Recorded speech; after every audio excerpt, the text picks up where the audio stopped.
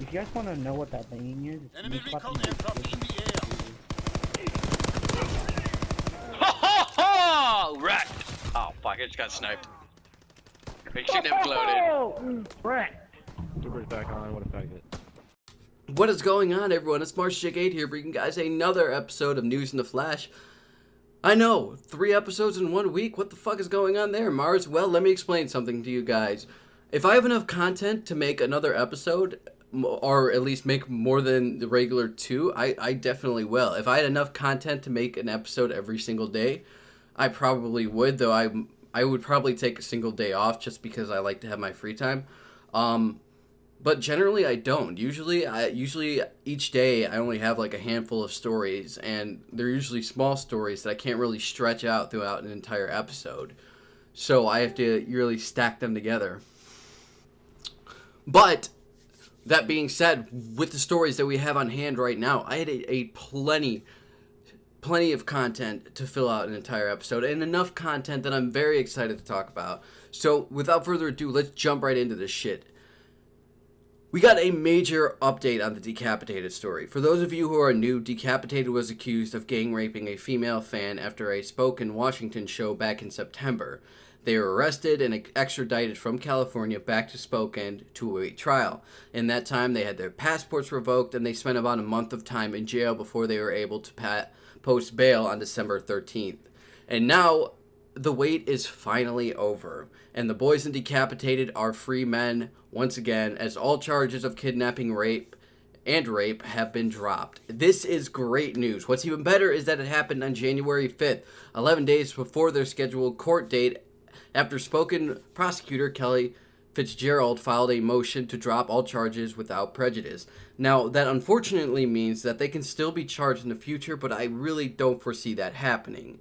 She claims that the motion is for the well-being of the victim and in the interest of justice, which, just remember that this is being said by somebody whose job it is to paint their client in the best light possible in a courtroom, and could very easily be another way of saying, hey, our client doesn't want to open herself up to the possibility of a defamation lawsuit, or worse, due to filing a possible fraudulent police report if the band is found to be innocent. For those of you who have been following the story from early on, you might remember that the accuser actually had bruises on her upper arms and scabs on her knuckle that were reminiscent of somebody who was being restrained, and that she claimed that this was actually from the band as they were gang raping her.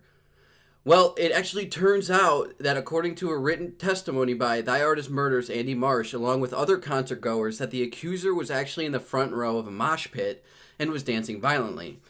As anyone who's ever been in the front row of a mosh pit, especially of a heavy metal pit, it's a blast, but it's definitely going to leave you with bruises and some injuries.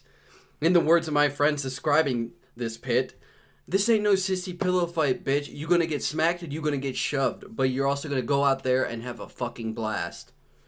Now, the band themselves, who have been maintaining their innocence from day one and have been asking the public to hold their judgment until the trial, they've released a new statement regarding this whole situation where they say that new evidence actually came to light, and while a trial would have given the band the opportunity to present all of this evidence publicly, the band does welcome the decision and is excited to return to their homes in Poland. This whole ordeal has been a big crap show. It reeked of crap the first moment the story came out, with the original claims coming from a friend of the accuser who at the time of making those claims was actually being arrested for a DUI, to now, when not only is it revealed that she has admitted to lying to the police in the past, but attorneys are also saying that the case against the band members was falling apart. At the end, I'm just glad that this is all finally over. I mean, there might be another update in terms of what happens next, especially if the band decides to go after a defamation lawsuit against a woman, but I really don't see that happening, and I don't really see this woman trying to pursue another case against them. So if there is anything, I hope it's just like a touring reschedule.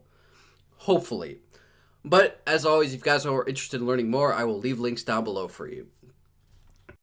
Now, I could just have that be the entire episode, but I do have a couple other stories for you guys. First off, Attila and Insane Clown Posse have announced a surprise tour together, and by surprise, I mean, like, these two just don't go together at all. I mean, the only way that they kind of go together is that they both like controversy.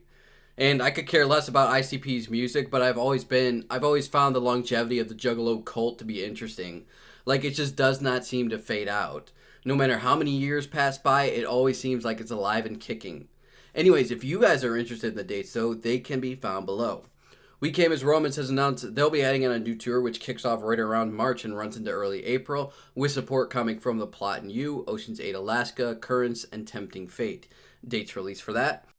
We got a new Breaking Benjamin song. Y'all better know that I love me some Breaking Benjamin. Everyone says that it was Linkin Park that turned them into that edgy teenage turd. For me, it was Diary of Jane by Breaking Benjamin. Anyways, the song is called Red Cold River, and it is fantastic. Check it out below if you guys are interested. And finally, we have Slaves, who have announced a new tour in support of their new album, Beautiful Death, which comes out in February, I think February 16th, if I'm not mistaken. And support's coming from Ghost Town, Dayshell, and Kyle Lucas. The tour kicks off in early February and runs into March. Check out those dates down below. And once again, thank you all for joining me for this episode. If you guys enjoyed the episode, feel free to leave a like, dislike if you didn't, subscribe if you want more, and I will see you all on the next one. Mars out.